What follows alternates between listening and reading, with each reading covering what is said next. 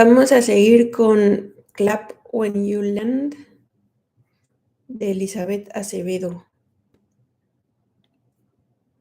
Nos quedamos en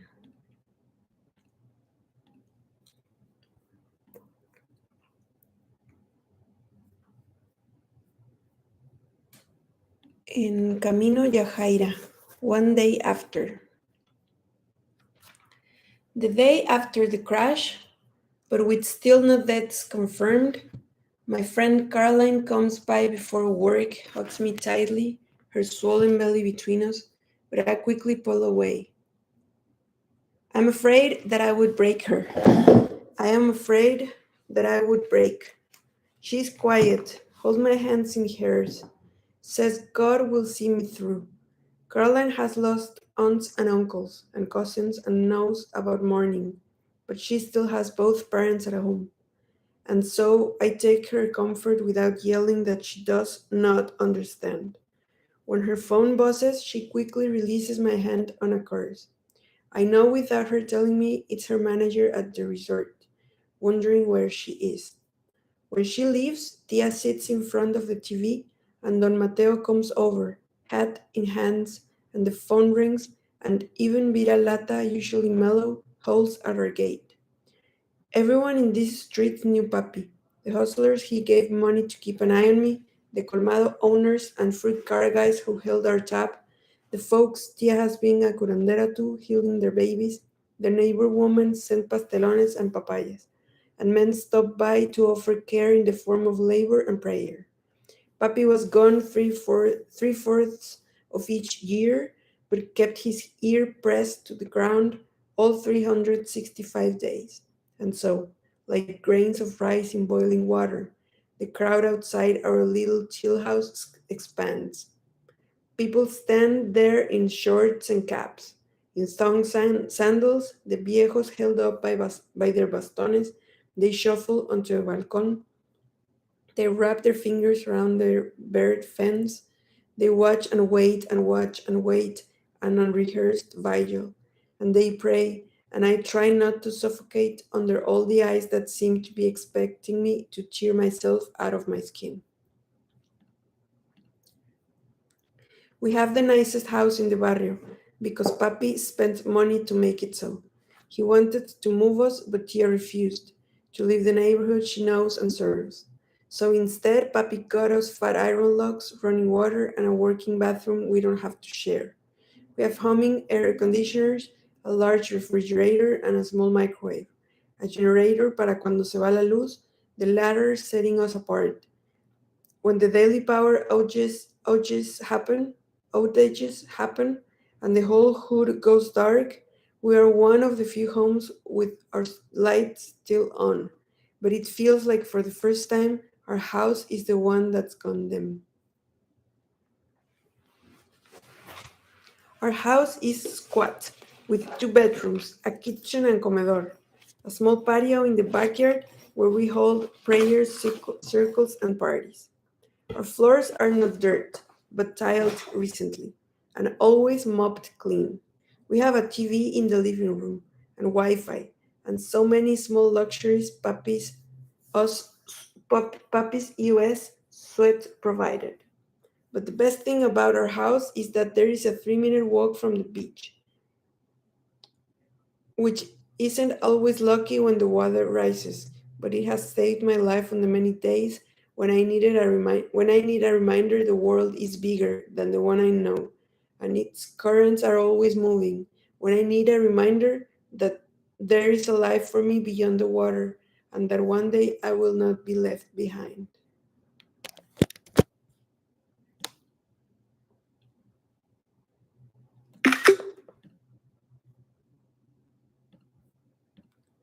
My bathing suit is a red hot color, like the one from that old North American show Baywatch. Not a slow cut, unfortunately.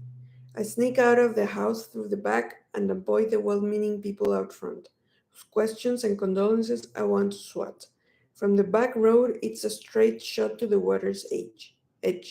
Even though I snuck out from the back, Viralata is soon dogging my feet. I pass a couple of houses and 2 bar fronts. where men play dominoes and sip lukewarm beer. This is the edge of of our neighborhood. El Cero sits outside one bar in his blue shirt, his eyes following me as I approach. He is a man somewhere older than me, but younger than Papi, and I've known that from the moment I turned 13. Papi paid El Cero a yearly fee to leave me alone. But the last few months, I've felt his eyes on my back. Little things like him now hanging outside my bus stop or strolling more often on the beach. Caroline even told me she saw him at the resort once and he asked about me. I keep my eyes on the road and as I walk past, I hunch myself invisible. And then my favorite side, the thicket of trees and small path through them. Then the embankment of well-worn dirt that gives way to sun-bleached sand. This nook is bookended by jagged cliffs on one side. That's where the chamaquitos dive, and on the other is the stone wall that separates the neighborhood from the resort where Caroline works. I avoid the cliff. I am not here to leap and flip. I am here because I need the current moving and steady and never the same twice, rolling clear and blue right where I left it. My small oasis. People used to call it Caminos Playa. The water bubble rushes my worst thought quiet, and I peel my denim shorts off, wading, slicing through, as if by doing this I could cut to strips my breaking heart. Swimming might be the closest to flying. A human being, a human. Swimming must. Okay, I go. Swimming might be the closest to flying a human being can get. There is something about your body displacing water in order to propel through space that makes you feel God touched. That makes me understand evolution, that we really must have crawled up from the sea. My life's passions are all about water breaking, new life making, taking breath in wrinkled flesh. Tia tells me I am probably the daughter of a water saint. All I know is I am most sure of my place in the world. With the water combing my kinks, the cold biting into my skin, and my arms creating an arc over my head as I barrel through and battle to these elements. Papi learned to swim in this cut of the Caribbean Sea, used to jump off the cliffs into the waiting blue. When I was younger, he gave me lessons, scoffing at the placidness of the nearby resort pool. Bueno, the best way to learn to swim is to jump into a body of water that wants to kill you. It used to be funny when he said that. Most days he would watch from the sand as I tried to become a thing with fins. Some day he'd strip off his shirt, show off his hairy chest and jiggly belly, and make me want to disown him on the spot. The other barrio kids watched as El Papi de Camino, the one who brought her cool shirts from the States, would slide off his old man's sandals and hat, walk to a little peak, and execute a dive, entering the water so smoothly it would make El Michael Phelps jealous. In those moments, Papi became a Lago creature, a human knife, a merman from some ocean mythology, so smooth I could search his neck for gills. There was no current strong enough that could pull against his push. I am convinced Papi was made up of more water than most. The little kids would cheer and try to climb his back. So he would become a human surfboard too, and I would say, Ese es mi papi. He's mine, all mine. Papi learned to swim in water that wanted to kill him. That ocean can't be so different. Shouldn't be any different. If any man could take a hard dive and come up breathing, it should be the one who had practiced for just that his entire life.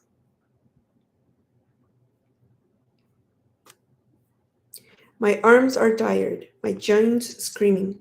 I want to swim until I become this water. The world fades when you are under, and the ocean murmurs, Stay, stay, stay.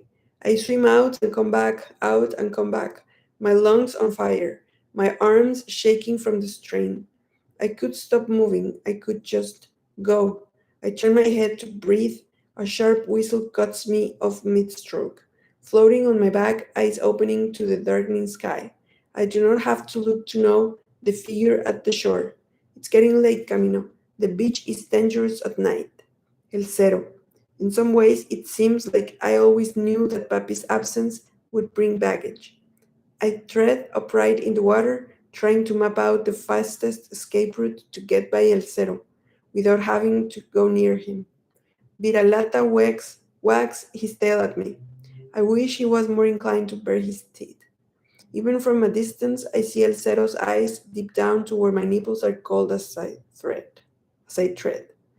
And I know the most dangerous thing on this beach has nothing to do with the dark. The most dangerous thing is standing right in front of me. El Cero is not a man to be trusted, or a man to show fear. Without lowering my hand, I calmly walk past him, snatch my shorts up, and suck my teeth in his direction. Viralata must read my mood. He comes over to rub against my leg, and I pat him once to let him know I'm all alright. I'm all right. I don't want nothing to do with the crowing roosters, or the viejos lighting candles, and Tia watching the news, and people crowding the patio, and the prayer circles, and the watchful eyes, and the whispers about Papi being dead. But whatever it is El Cero wants from me, I know it will be worse than the momentary discomfort at Tia's house, because El Cero will attach conditions to his condolences. Papi didn't like that I've had boys flirting with me since I was 12, but he would have had to be but he would have had to be around to stop them or to keep me from flirting back. Plus, he was never as strict as he pretended. I don't mess with dudes from the barrio who love gossiping at the domino bars about the girls that they've slept with. I usually only flirt with the international boys from school, the ones with American accents, their blue passports, and blue blood, both stamped with prestige and money. Those are the boys I switch my hips at. Not because they're cute or interesting, they're often obnoxious and only want a taste of my gutter slick tongue and brownness.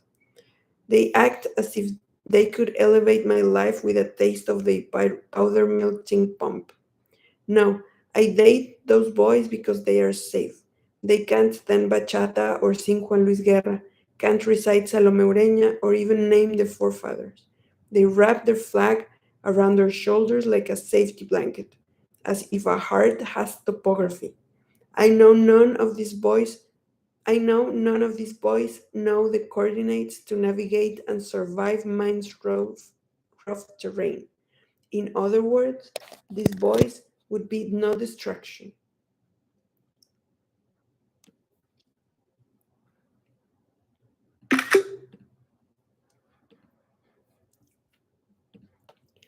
Papi was a hustler, a no-nonsense street smart guy. He could sell water to a fire hydrant, sell a lit match to a burning gas station. Papi comes from here, Sosúa, Puerto Plata, República Dominicana. And he's always said he never wanted me or my tia to polish boots or sell lottery tickets, to know hunger or the anger of going without. And so our poor isn't as poor as other neighbors, but it definitely isn't as rich as my classmates. It's the poor of an American sponsorship, the poor of relying on Western Union and a busy father and money that mostly goes to tuition, the poor of secondhand Nikes, leather repainted to look new. Papi was a hustler, a first cousin to sweat, a criado of hard work, a king who built an empire so I'd have a throne to inherit.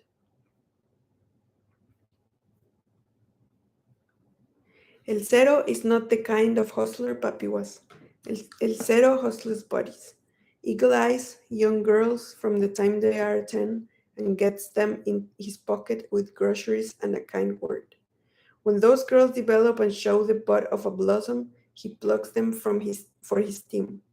And although most people here won't admit they think like me, a woman should be able to sell whatever she wants to sell, but not if it's at the insistence of a man. This man. Word on the street is El Cero always gets a first taste of the girls who work for him, before he gusses them up and takes them by the resort beach in cut-off tanks and short shorts. So the men from all over the world who come here for sun and sex can give thumbs up or down to his wares. His women. Not women yet, girls. So no, El Cero is not the kind of hustler Papi was. He has no code. The sweat that makes his money is not his own.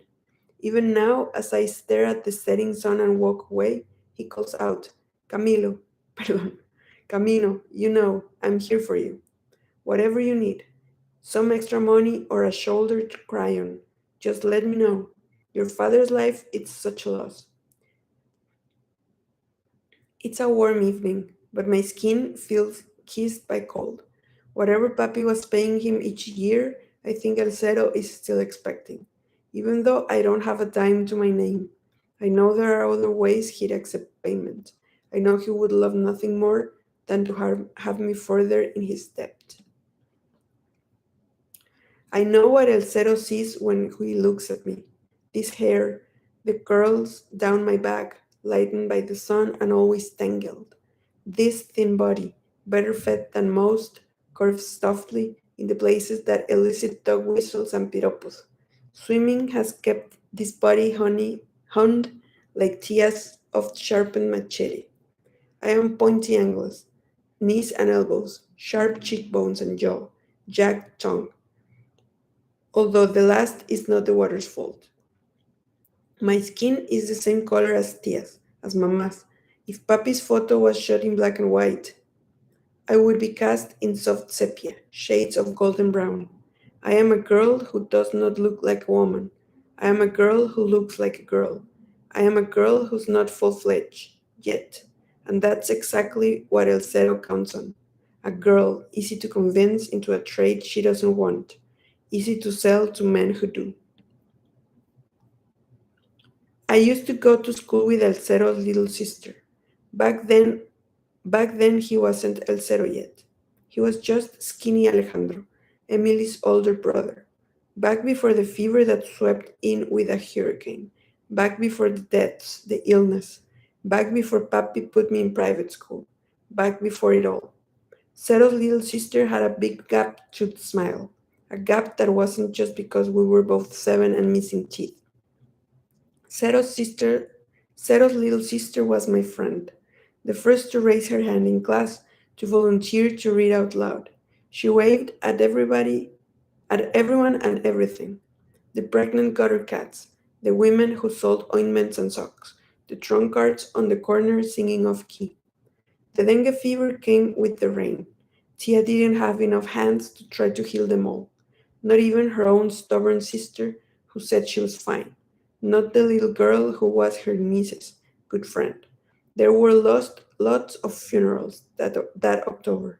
Rumor is, after Cero's sister died, he was never the same. Before I learned to fear him, there was one memory that kept coming back.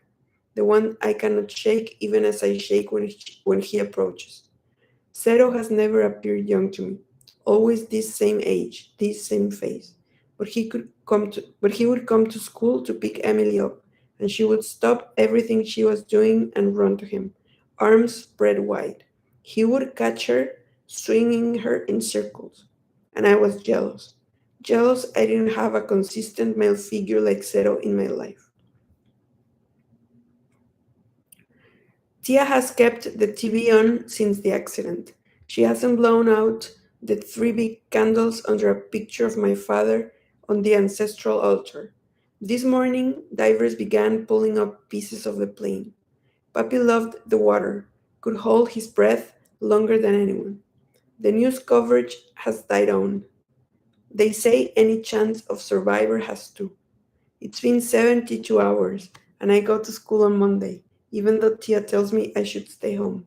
I want normal. But my teachers do not ask me for homework, do not ask me questions. In the afternoon, El Cero sits on a crate near where my boss drops me off. Later, he's outside the bar I have to walk past to get to the beach. I try not to dread that he seems to appear on every corner, but it feels like El Cero has solid any sense of safety. And since most of his dealings happen at the resort next door, I know that he won't be leaving me or this sand alone. like a too skinny cat who knows you hold scraps in one hand and a smack in the other. I give him a wide berth. For dinner, I warm the days old stew that I still can stomach. At this point, we have no reason to hope, but I can't say the words because then it will become real. Tia and I both act like not talking about it will make it not true. I help her green and dry herbs. We mend towels and watch TV quietly.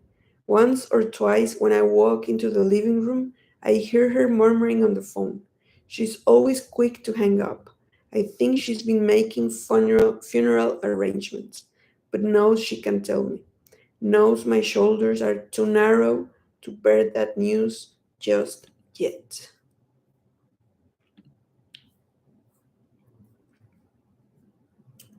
Siguiente capítulo.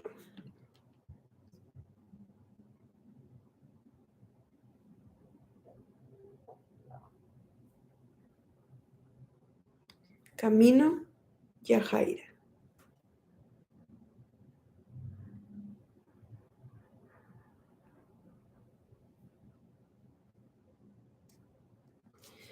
Some people play chess, but I played chess. Not like your abuelito at the park plays chess. No offense to anybody's grandfather. It's just my ranking's more official than your abuelito's. Last year my FIDE ranking was higher than the year I was born, well over the 20,000.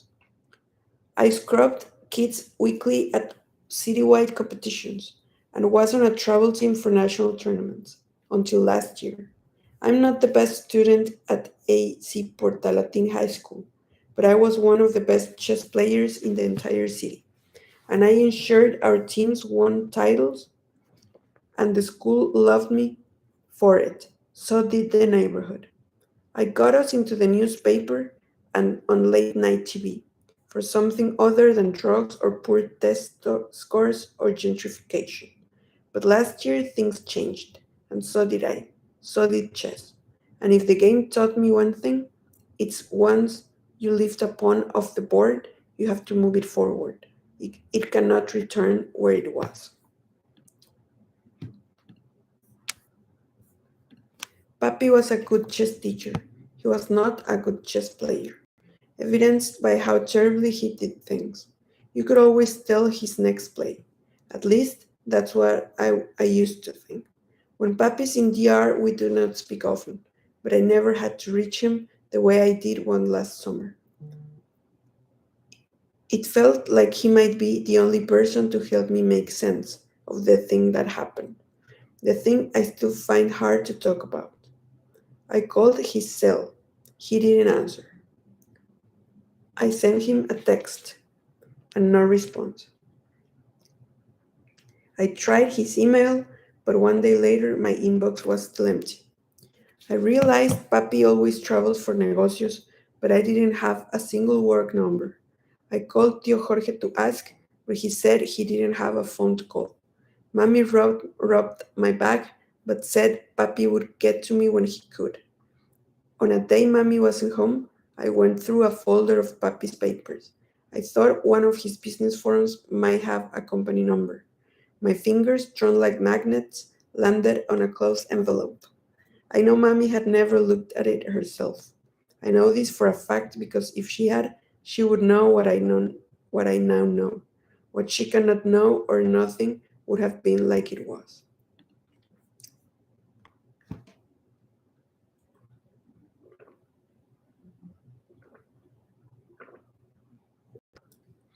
It depends on whether Mami or Papi is telling it their story. According to Papi, he saw Mami at El Malecón in Puerto Plata, sitting near the water's edge, rocking high-waist jeans, guapa y alta como una modelo, straight hair and the nose of a Roman empress. According to Mami, she saw Papi creeping closer, dark like the skin of a vanilla bean, a barrel chest and the hands of a mechanic, fuerte como un luchador, pelo afro y esos dientes derechitos. According to Papi, Mami looked fina, like a porcelain chess piece to be captured. According to Mommy, something about him called to her. Maybe his laugh, scattering birds as it rang out. The way the crowd parted as he walked toward her. The way she stood and watched, unfazed and half smiling, forcing him to puff off his chest, to smooth his hair, to introduce himself to the woman he said he'd one day wife. You would think coffee and condensed milk would give you some kind of light brown, but I came out Papi's mirror, his bella negra, thick hair like his, thick lips like his, thick skin like his. When some of my cousins from Mommy's side dissed me la preta fea, I never listened. Papi's reminder in my ear, you are dark and always been beautiful, like the night, like a star after it bursts, like obsidian and onyx and jet precious. But I know I am beautiful, like all and none of those things. Far in the sky and deep in the earth, I am beautiful like a dark skinned girl that is right here. I've always preferred playing black on the chessboard, always advancing, conquering my offending other side. But although I got Papi's skin color and his facial features, my body is all Mommy's. Her curves are a road map for my own depths. You cannot say I am not both their child. The first time Dred touched me, without her clothes on, she kept running her hand from waist to hip, and I wanted to write Mommy a thank you text for giving my body a spot that was made to nest dress hand. Sometimes I look down at my fingers, and they are long and thin. It's Mommy's imprint, covered in my father's dark. But my laugh is an interrupter, old Papi. The cock of my head, all him. When it comes to personality, I am neither one of them. When they hold boisterous family parties, I'd rather be reading in my room, where Papi is always thinking of how to save another dollar. I'm dreaming up a Sephora wish list to request for my next birthday. Mommy stands in front of a stove for hours and would burn an untoasted sandwich. I am theirs. You can see them you can see them on me, but I am also all mine, mostly.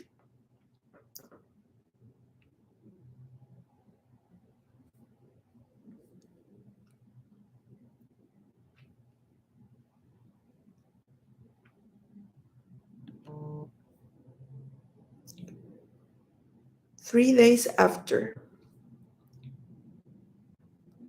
Because I don't know if Papi is an anchor at the bottom of the ocean, I ignore everyone's calls. I press decline on my phone as classmates hit me up. I want to fold my ears like empty candy wrappers, small and small and smaller, until no words fit inside. I'm afraid if I close my eyes, I will have accepted he will never, his will never open again. Uh-huh. I'm afraid if I close my eyes, I will have accepted his will never open again. It is a losing battle. I fall asleep on the couch with the remote in my hand. I am awakened by a moan that sounds like something monstrous has clawed its way into my mother's body. Her ear cradles the house phone, but my eyes follow hers on the TV.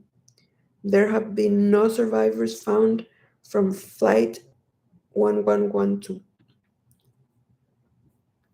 Dre has been my best friend since her family rented the apartment next door. She's been my girlfriend since sometime during seventh grade. We share a fire escape, and the summer we turned 12, we found ourselves out there at the same hours of the day. Dre would be reading a fantasy novel or pruning a half dead tomato plant, and I'd be playing chess on my phone or looking at nail tutorials. She and I became tight as freshly laundered jeans. Both of us absorbed in our own worlds but comfortable sharing space. Dre comes from a southern military family. She wasn't meant to be a hippie child, but she's granola to the core. A tree hugging, squirrel feeding, astrology following vegan. Me, I was a fashion loving, chess playing negrita who quit at the top of my game. We both know we both know what it's like to have our parents look at us like we are dressed in neon question marks. We also know exactly what it's to look at the other and see all the answers of ourselves there. I am a girl who will notice if your nostril hair grows long or if your nails are cut too close to the quick. I'd as soon compliment you on how well you groom your edges, and I would on how smoothly you steer a debate. Dre will turn any conversation into one about gardening. If you tell a dirty joke, Dre will talk about plants that pollinate themselves. If you talk about hoeing around, you'd see Dre blinks as her mind goes down a long, winding path of tilling dirt and sowing seeds. Here we are, with our interests in chess and astrology and dirt and each other. Dre has been texting me since this morning. She must have seen the news. She didn't hear it from me because I turned on off my phone. The thought of speaking makes me want to uncarve myself from this skin. But you can only ignore your girlfriend for so long before she knocks on the window and sticks her head in. It is true, Yaya? And I hear the tremble in her voice that threatens the wobble in my own. Dre loved Papi as if he were her own family. Would make Papi laugh with her precise school Spanish and North Carolina manners. I don't know, Dre. Anything is possible. I stop myself midway. It feels like such a lie. Nothing and no one feels possible anymore. I cannot see her nodding, but I know that she is. I know that tears are streaming down her clay brown cheeks. She tucks her long legs through the window and falls herself onto the floor. Rests her rests her head against my knee and hugs my legs. I am here, Jaja. I am here. For hours we sit, just like that. Dre is originally from Raleigh, and although she's lived in New York for a long time, every now and then her accent will switch up, especially when she's upset or hurting or trying to be strong. When New Yorkers are mad. When New Yorkers are mad, our words take on an edge. We speed talk like relay racers, struggling to pass the baton to the next snide phrase. But Tre, when she's upset, her words slow down, and she becomes even more polite. And I know then she's Dr. Johnson's child through and through. Dr. Johnson's Dr. Johnson takes on that same precise and calm manner. Her words are on an unrolling ribbon that you aren't sure you'll see the end of. When Dr. Johnson is upset, her hands fold in front of her stomach and her head cocks to the side as she lectures us on why we should have finished our homework sooner or why a certain move or social media clip wasn't actually as funny as we thought, if we put it in a larger context. Mr. Johnson, or should I say, Senior Master Sergeant Johnson, is in the Air Force. I've only met him a handful of times, and he didn't talk enough for me to evaluate how quick or slow, how calm or angry the pacing of his speech was. But Dre speaks to me slowly, like I've never seen her whisper to a drooping plant, believing that her own breath can unfurl a dying leaf, can sing it back to health, can unwield the stalk. The summer before seventh grade, Drew grew tall. When extended completely, her legs stretched beyond the bars of the fire escape and hung over the edge like Jordan clad pigeon perches. Dre wants to study speech therapy in college, but I've always thought she should do agriculture. I've never seen anyone make as much grow in a small pot on a fire escape as I've seen Dre coax small seeds to bud and flower here.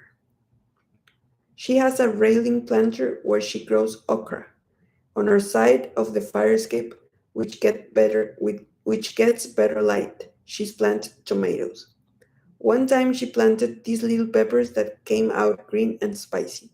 Although the landlord has sent notices that her fire escape nursery is a fire hazard, Tree just figures out another way to stack her plants, or hang them on the railing, or hide them in plain sight, so she can blossom.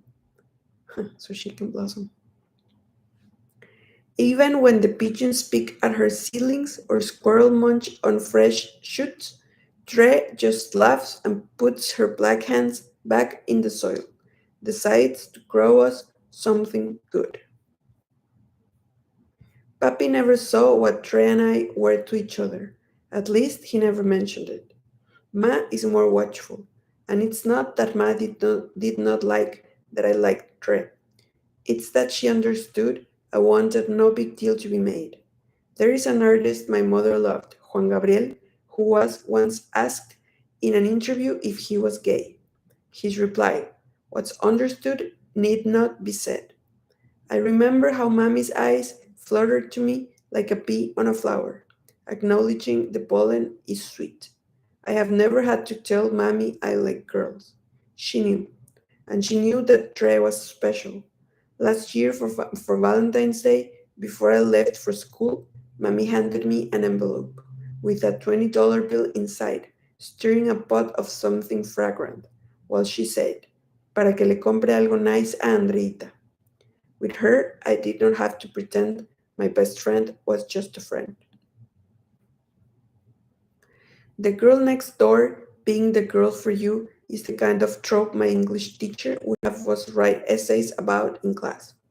But that's how it happened for Trey and me.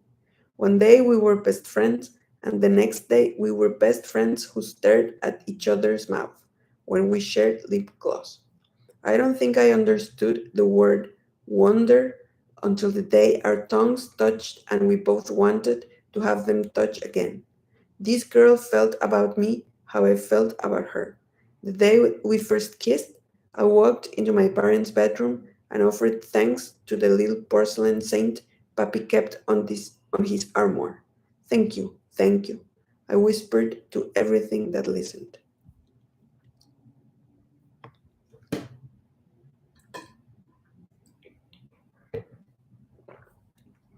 The only thing about Tre that gets on my nerves is that Tre is sometimes too good. She has a scale for doing what's right that always balances out nice and evenly for her, which is why she was so disappointed when I didn't come out in the way she wanted me to. She said we wouldn't hide that we are what we are to each other. And I told her I wasn't hiding. I just wasn't making a loudspeaker announcement to my parents or anyone. People who know me know. Dress quirks come out in other ways too. Sometimes Dre wants me to have a clear opinion on plastic straws, or water rights, or my feelings about Papi, and she doesn't always see I need time to watch the board to come to terms with the possibilities. I'm telling you about my skin and my home and mostly about Tre because it's easier than telling you Papi is dead. If I say those words, if I snap apart the air with them, whatever is binding me together will split too. The house phone has been ringing off the hook all day. Reporters from American and Latin American channels and newspapers and magazines and podcasts and websites. Family members from the Bronx and DR. The Neighborhood Association, which invites us to grief counseling. Special sessions that will be held at the church. The phone rings, and Mammy's voice, raw as unprocessed sugar, responds and responds, but does not answer where we'll go from here. Here's a thing that no one knows and probably wouldn't believe if I told them. The night before Papi got on a plane, I almost asked him not to go. It would have been the first full sentence I'd spoken to him in almost a year. We haven't been close, not like we were, since I stopped playing chess, since he tried to force me to go back, since I saw the certificate in the sealed envelope. When I quit playing chess, he told me I broke his heart. I never told him he'd broke mine. In the Dominican Republic, before he met Mami and came here and started this life for us, Papi was an accountant, a man of numbers and money. But here he hustled his way into owning a billiards on Diamond Street. I don't believe in magic or premonitions, not like Papi, who crossed himself every time he left the house, not like Mami, who tries to interpret dreams. But on the night before Papi left for the ER, something yanked on my heart, and I wanted to ask him to stay. But I never said the words, and Papi did something he hadn't done in over a year. Came to my room to say good night and tangled his hand in my hair, while I was too strand twisting my curls. I hate when he messes up my fresh wash, but I also missed him. My fingers caught in his, held, before I moved away, before I moved away, removed myself from his reach. Me tengo que ir, los negocios, ya tú sabes. He's always back right before my birthday in September, but every year around this time, Mammy's spine becomes rigid, her lips pulled tight, as sneaker laces biting into the tongue. As his departure nears, as his departure nears, it seems like I can see the space between my parents stretch and grow, and she refuses to drive him to the airport, despite how much I beg her so that I can be there when he leaves. Papi stopped trying to joke her about her ill humor years ago, and I wonder if she now regrets that his last few days here at home alive were spent in bed with her anger. I did not reply to him. Whenever he left, he said it was for business. I know I now knew he was lying. He fiddled with the light switch in my room. Negra bella, te quiero. I know things haven't been normal between us, but I hope when I come back we can talk about it. I peeked at him from the mirror while my fingers twirled and twirled my hair. I remember how I started to say something, then yanked the words before they could get loose. He shook his head as if changing his mind. While I'm gone, cuídate, negra. And I never said a word. Once, when I was still too young to chess competitions, I was in a tournament with all older kids. I'd made it to one of the last rounds and had been playing well the whole time. I was convinced I was going to win the whole thing, but I missed an opponent's trap and was put in check. My hands shook, tears welled up my eyes, the clock kept ticking, but I wouldn't move. When I finally looked up, I could see Papi watching through the glass of the double doors. He didn't blink, he didn't shake his head, he didn't do anything, but somehow I knew. I straightened my back, I wiped my eyes, I knocked down my king. The train ride home was silent, but before we got off at our stop, Papi turned to my 9-year-old self and said, never, ever let them see you sweat, negra. Fight until you can breathe. And if you have to forfeit, you forfeit smiling. Make them think you let them win. Vamos a hacer una pausa. Qué librazo este. Muy, muy chingón.